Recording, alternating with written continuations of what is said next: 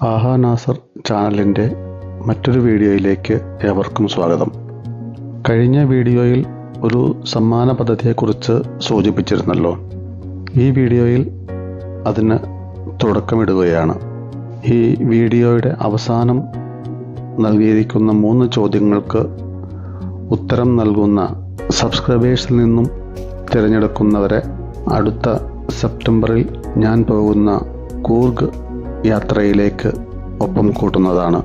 അവരുടെ സകലവിധ ചെലവുകളും എൻ്റെ വകയായിരിക്കും. ഈ യാത്ര ആൻഡമാൻ ദ്വീപ് കാണുന്നതിനായിട്ടാണ്. അലുവായിൽ നിന്നും ചെന്നൈയിലേക്ക് ട്രെയിൻ മാർഗം എത്തി അവിടെ നിന്നുമാണ് ആൻഡമാനിലേക്ക് ഫ്ലൈറ്റിൽ പോകുന്നത്. ചെന്നൈയിലെത്തി ആദ്യം മറീന ബീച്ചിലേക്കാണ് പോയത്.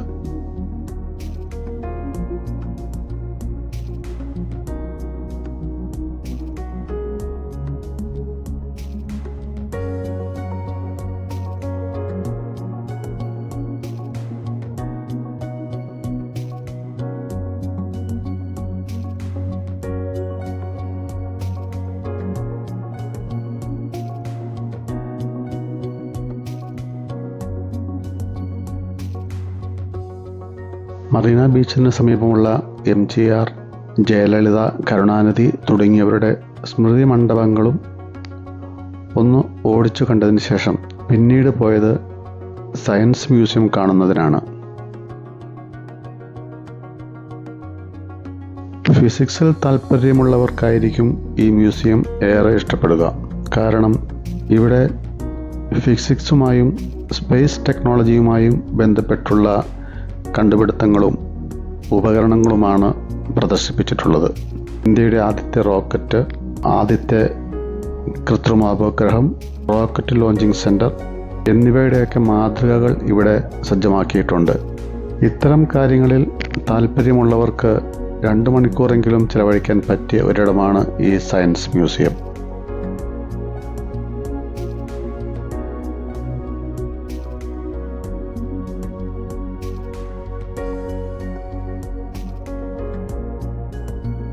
ചെന്നൈയിൽ നിന്നും പിറ്റേന്ന് രാവിലെയുള്ള ഫ്ലൈറ്റിൽ ആൻഡമാനിലേക്ക് തിരിച്ചു. ആൻഡമാനിലെ യാത്രയ്ക്കും താമസത്തിനുമായി നേരത്തെ തന്നെ ഒരു ഹോം സ്റ്റേ ബുക്ക് ചെയ്തിരുന്നു. ഞങ്ങളെ എയർപോർട്ടിൽ നിന്നും അവർ വന്ന് താമസ സ്ഥലത്തെത്തിച്ചു.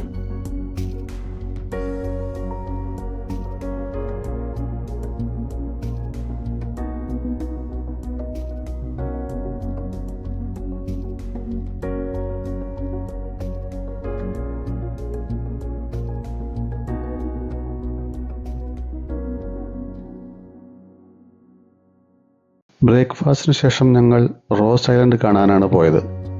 ഒരു കാര്യം പറയാൻ വിട്ടുപോയി. എന്നോടൊപ്പം ഈ യാത്രയിലുള്ളത് തിരുവനന്തപുരത്തുള്ള എൻ്റെ ഒരു ഫ്രണ്ടും അദ്ദേഹത്തിൻ്റെ ഭാര്യയും മകനുമാണ്. ആൻഡമാനിലെ ബ്രിട്ടീഷ് ഭരണകേന്ദ്രത്തിൻ്റെ തലസ്ഥാനമായിരുന്നു റോസ് ഐലൻഡ്. പോർട്ട് ബ്ലെയറിൽ നിന്നും ഏതാണ്ട് 2 കിലോമീറ്റർ താഴെ മാത്രമേയുള്ളൂ ഈ കൊച്ചു ദ്വീപിലേക്കുള്ള ദൂരം. പഴയകാലത്തിൻ്റെ ഓർമ്മകൾ പേറി നിൽക്കുന്ന ഈ ഭരണസിരാകേന്ദ്രം ഏറെ മനോഹരമാണ്. പഴയകാലത്തെ അഡ്മിനിസ്ട്രേറ്റീവ് ബ്ലോക്ക്, ബേക്കറി, ചർച്ച് എന്നിവ നിലനിന്നിരുന്ന കെട്ടിടങ്ങൾ ഇപ്പോൾ അസ്ഥിപഞ്ജരങ്ങളായി നിൽക്കുന്നത് കാണുവാൻ സാധിക്കും. ഇവിടെ യഥേഷ്ടം മാനുകൾ വിഹരിച്ച് കഴിയുന്നുണ്ട്. പിന്നീട് സെല്ലുലാർ ജയിൽ കാണാനാണ് പോയത്. ഈ സെല്ലുലാർ ജയിൽ കാണുമ്പോൾ ആദ്യം മനസ്സിലേക്ക് വരിക സ്വാതന്ത്ര്യ സമരം തന്നെയാണ്. സമരത്തിൽ പങ്കെടുത്ത സേനാനികളെ നാടുകടത്തുന്ന സ്ഥലമായിരുന്നല്ലോ ആൻഡമാൻ. അങ്ങനെ ഇവിടെ എത്തുന്ന സ്വാതന്ത്ര്യ സമര സേനാനികളെ പാർപ്പിക്കുന്ന ജയിലാണ് സെല്ലുലാർ ജയിൽ.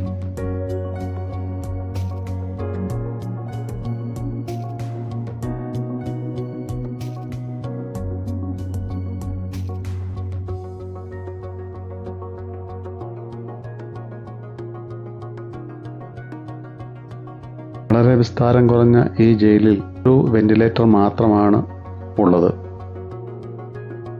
ഈ സെല്ലിൽ ഒരാളെ മാത്രമാണ് പാർപ്പിച്ചിരുന്നതും. തടവിൽ കഴിയുന്ന മറ്റ് ആളുകളുമായി യാതൊരു വിധത്തിലുള്ള കൂടിച്ചേരലുകൾക്കും വഴിയില്ലാതെ ഏകാന്തവാസമായിരുന്നു ഇവരൊക്കെ അനുഭവിച്ചിരുന്നത്. എത്ര ഭയാനകമാണ് ഈ ഏകാന്തവാസം എന്ന് ഒന്ന് ഓർത്തു നോക്കിയേ. ഇവിടെ നിന്നും രക്ഷപ്പെടുക എന്നത് അസാധ്യമായിരുന്നു. ഇനി അഥവാ എങ്ങനെയെങ്കിലും ജയിലിൽ നിന്നും പുറത്ത് ചാടിയാൽ തന്നെ കാലാപാനി എന്നറിയപ്പെടുന്ന ഈ സമുദ്രാതിർത്തി കടന്നു പോവുക എന്നത് തീരെ അസാധ്യവും അസംഭവ്യവുമായിരുന്നു. അതിനാൽ അവിടെ ചെന്ന് പെട്ടവർ ഒന്നുകിൽ മരണത്തിന് കീഴടങ്ങുക, അല്ലെങ്കിൽ ജയിൽ മോചനം സാധ്യമാകും വരെ ജയിലിൽ കഴിയുക എന്നല്ലാതെ യാതൊരു വഴിയുമില്ലായിരുന്നു. തടവറയിലെ പീഡനം മൂലം ധാരാളം പേർ മരണപ്പെട്ടിട്ടുണ്ട്. കുറേയധികം പേർ അസുഖം ബാധിച്ചും മരണപ്പെട്ടിട്ടുണ്ട്. എല്ലാ ദിവസവും വൈകിട്ട് ഇവിടെ പഴയ ചരിത്രങ്ങളെ ഓർമ്മിപ്പിച്ചുകൊണ്ടുള്ള ലൈറ്റ് ആൻഡ് സൗണ്ട് ഷോ ഇവിടെ പ്രദർശിപ്പിക്കുന്നുണ്ട്. 5:15 മണി മുതൽ 2 മണിക്കൂർ ഇടവിട്ട് 3 പ്രദർശനമാണ് നടത്തുന്നത്. 50 രൂപയാണ് പ്രവേശന ഫീസ്.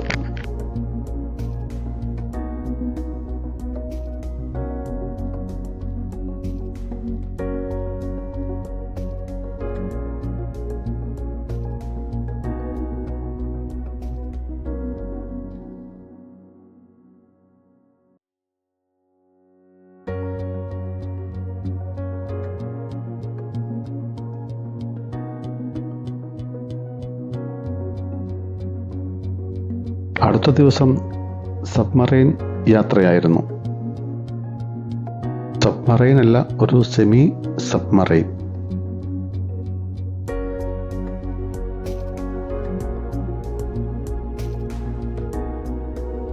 ഇത് നോർത്ത് ബേ എന്ന ഐലൻഡിലെയാണ് നടത്തുന്നത്. ഒരു ചെറിയ കപ്പലിൻ്റെ അത്രയുള്ള ഒരു വലിയ ബോട്ടിൻ്റെ അടിഭാഗത്തുള്ള ഗ്ലാസ് ഭിത്തിയിൽ കൂടി കടലിനെയും കടലിനടിയിലുള്ള പവിഴപ്പുറ്റുകൾ, കടലാമ, പലതരത്തിലുള്ള മീനുകൾ എന്നിവയൊക്കെ കാണാനുള്ള അവസരമാണ് ലഭിക്കുക. ഞങ്ങൾക്ക് പക്ഷേ കടലാമയെയോ പവിഴപ്പുറ്റുകളെയോ ഒന്നും കാണാൻ സാധിച്ചില്ല.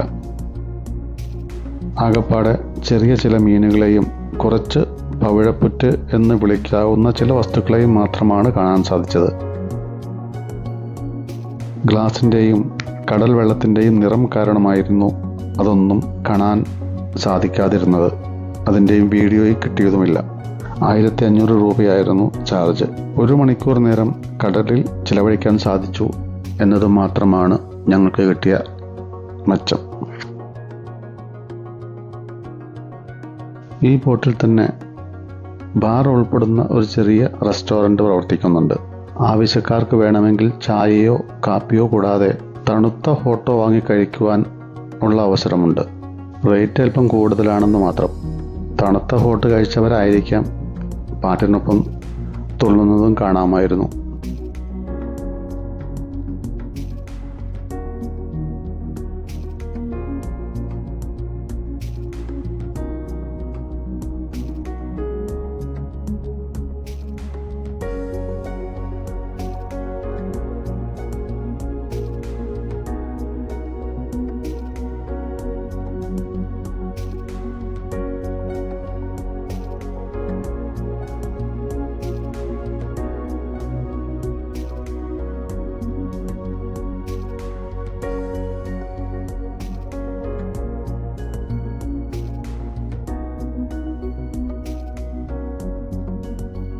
തിരികെ വന്ന ഞങ്ങൾ പിന്നെ പോയത് കോബിൻസ്കോവ് ബീച്ച് കാണുന്നതിനാണ്.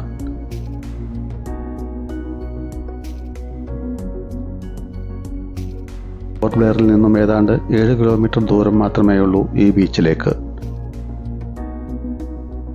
വളരെ മനോഹരമായൊരു ബീച്ചാണിത്. ആൻഡമാനിലെ എല്ലാ ബീച്ചുകളും ഒന്നിനൊന്ന് മികച്ചതാണെന്ന് തന്നെ പറയാം. ഓരോ ബീച്ചുകൾക്കും ഓരോ പ്രത്യേകത ഉണ്ടായിരിക്കുമെന്നാണ് പറയുന്നത്. ഇവിടെ ഏത് കുട്ടികൾക്കും കടലിൽ ഇറങ്ങി കുളിക്കാൻ പറ്റും. അത്രയ്ക്ക് ആഴം കുറഞ്ഞതാണ് ഇവിടുത്തെ തീരം. അതിനാലായിരിക്കണം കാടുകളെയൊന്നും തന്നെ ഈ തീരത്ത് കാണാതിരുന്നത്.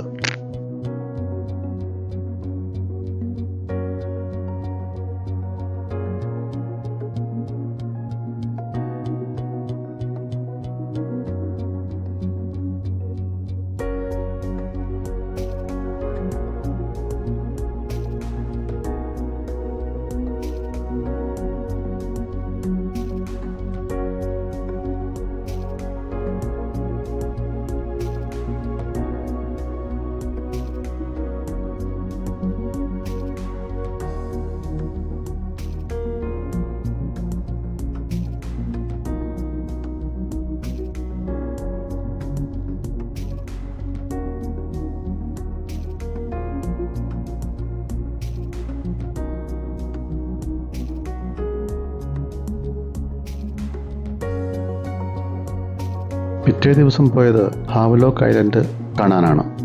ഏഷ്യയിലെ ഏറ്റവും സുന്ദരമായ ബീച്ചുള്ളത് ഇവിടെയാണെന്നാണ് അറിഞ്ഞത്. MV മക്രൂസ് എന്ന ക്രൂയിസ് ഷിപ്പിലാണ് അങ്ങോട്ടുള്ള യാത്ര. പണ്ടൊക്കെ ചെന്നൈയിൽ നിന്നും ആൻഡമാനിലേക്ക് ഷിപ്പുണ്ടായിരുന്നു. 1995 ഞാൻ ആൻഡമാനിലേക്ക് പോയത് ഷിപ്പിലായിരുന്നു. അന്ന് ആ ഷിപ്പിൽ പോയ യാത്രയാണ് ഈ കപ്പൽ യാത്രയിൽ എനിക്ക് ഓർമ്മ വന്നത്. അന്ന് പക്ഷേ 3 രാത്രി കപ്പലിൽ യാത്ര ചെയ്താണ് എത്തിയത്. ഇത് പക്ഷേ ഏതാണ്ട് 5 മണിക്കൂർ നേരത്തെ യാത്രയേ ഉള്ളൂ.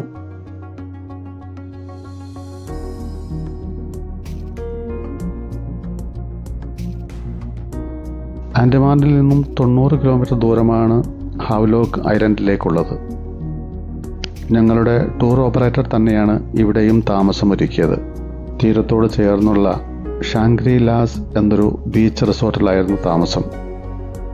ഇവിടെയുള്ള യാത്രക്കായി വാഹനവും നേരത്തെ തന്നെ അവർ ബുക്ക് ചെയ്തിരുന്നു. അതിനാൽ താമസത്തിനും യാത്രയ്ക്കും ബുദ്ധിമുട്ടുകളൊന്നും തന്നെ ഉണ്ടായില്ല.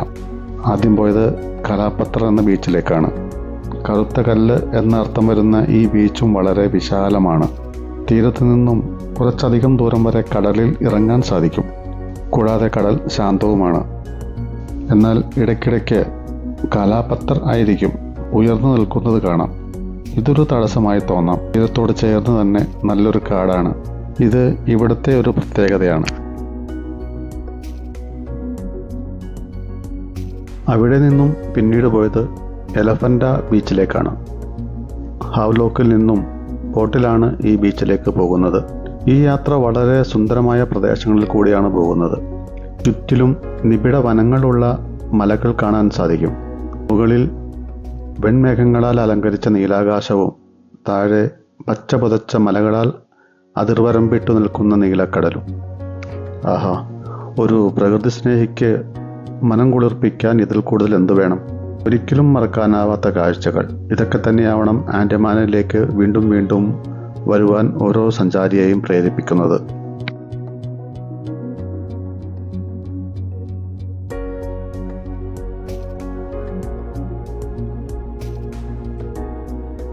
ആൻഡമാനിൽ അഡ്വഞ്ചർ ആക്ടിവിറ്റീസിന് ഏറ്റവും പേരുകേട്ട സ്ഥലമാണ് എലഫൻ്റ ബീച്ച്. ഇതിൻ്റെ തീരത്തും വനങ്ങളാണ്. പണ്ടെങ്ങോ ഒരു ആന ഈ ഐലൻഡിൽ വന്നു പെട്ടുവെന്നും അങ്ങനെയാണ് ഇതിന് എലഫൻ്റ ബീച്ച് എന്ന് പേര് കിട്ടിയതെന്നുമാണ് അറിഞ്ഞത്. ഇവിടെയാണ് സ്കൂബ ഡൈവിങ്ങിന് ശ്രമിച്ചത്. എന്നാൽ 55 വയസ്സ് കഴിഞ്ഞവർക്ക് അനുമതിയില്ല എന്ന് പറഞ്ഞതിനാൽ അടച്ച 3500 രൂപ തിരിച്ചു വാങ്ങി സ്നോർക്കലിങ്ങിന് പോയി. അയാൾക്ക് 750 രൂപ. അരമണിക്കൂർ പറഞ്ഞെങ്കിലും 15 മിനിറ്റിൽ തീർത്ത് പറഞ്ഞു വിട്ടു. ധാരാളം ആളുകളാണ് ഇതിനായി ഇവിടെ എത്തുന്നത്.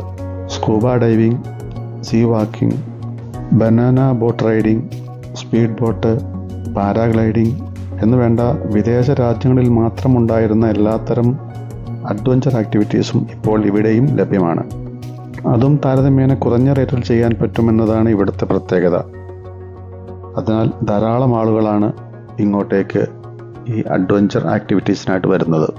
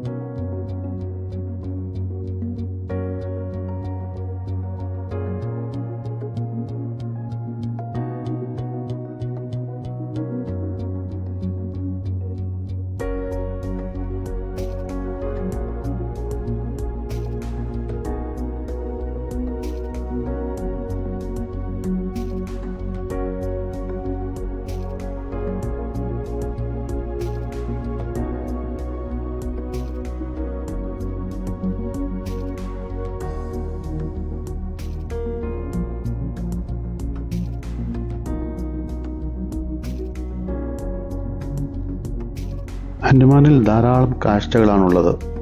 ധാരാളം ബീച്ചുകൾ. Corbyn's, cove beach, Wandoor beach, elephant beach, Kalapathar beach, Chidiya Tapu. ഈ ചിഡിയ ടാപ്പു എന്നുള്ളത് സൺസെറ്റ് പോയിൻ്റാണ്.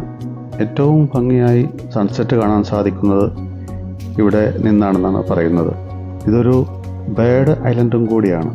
പോർട്ട് ബ്ലെയറിൽ നിന്നും 30 കിലോമീറ്റർ ഉണ്ട് ഈ ചിഡിയ ടാപ്പു ബീച്ചിലേക്ക്. ഇവിടെ ട്രെക്കിങ്ങും ബേർഡ് വാച്ചിങ്ങും അങ്ങനെ വേണ്ട ഒരുവിധപ്പെട്ട എല്ലാ സഞ്ചാരികളെയും ആകർഷിക്കുന്ന ഒരു ബീച്ചാണ് ഈ ചിഡിയ ടാപ്പു. ഇവിടുത്തെ സൺസെറ്റ് കണ്ടാൽ കണ്ണെടുക്കാതെ നോക്കിക്കൊണ്ടേയിരിക്കും. ആ ചുവന്ന ഗോളം കടലിലേക്ക് സാവധാനം ചാഞ്ഞു വരുന്ന ആ മനോഹര കാഴ്ച നോക്കിക്കൊണ്ടേയിരിക്കാൻ തോന്നും. പിന്നീട് പോയത് നേതാജി സുഭാഷ് ചന്ദ്രബോസ് ഇന്ത്യയുടെ ദേശീയ പതാക ആദ്യമായി ഉയർത്തിയ സ്ഥലം കാണുന്നതിനായിട്ടാണ്. 1943 ഡിസംബർ 30 ഈ ചരിത്ര സംഭവം നടന്നത്. പോർട്ട് ബ്ലെയറിൽ തന്നെയാണ് ഈ സ്ഥലമുള്ളത്. ഇപ്പോൾ ഇവിടെ ഏകദേശം 150 അടി ഉയരത്തിലുള്ള ഫ്ലാഗ് പോസ്റ്റിലാണ് നമ്മുടെ ദേശീയ പതാക പാറിപ്പറക്കുന്നത്. ആൻഡമാൻ കാഴ്ചകൾ ഇവിടെ അവസാനിക്കുന്നു. നന്ദി, നമസ്കാരം. ഇനി സമ്മാന പദ്ധതിക്കുള്ള ചോദ്യങ്ങളാണ്. ചോദ്യം 1. ബ്രിട്ടീഷ് ആൻഡമാനിൻ്റെ തലസ്ഥാനം ഏതാണ്? അല്ലെങ്കിൽ പഴയ ആൻഡമാനിൻ്റെ തലസ്ഥാനം. ചോദ്യം 2. സെല്ലുലാർ ജയിലിൽ എത്ര സെല്ലുകൾ ആണ് ഉണ്ടായിരുന്നത്? ചോദ്യം 3. പോർട്ട് ബ്ലെയറിൽ നിന്നും ഹാവ്ലോക്ക് ദ്വീപിലേക്കുള്ള ദൂരം എത്രയാണ്? ഉത്തരങ്ങൾ കമൻ്റായി രേഖപ്പെടുത്തുക. സമ്മാനം നേടുക.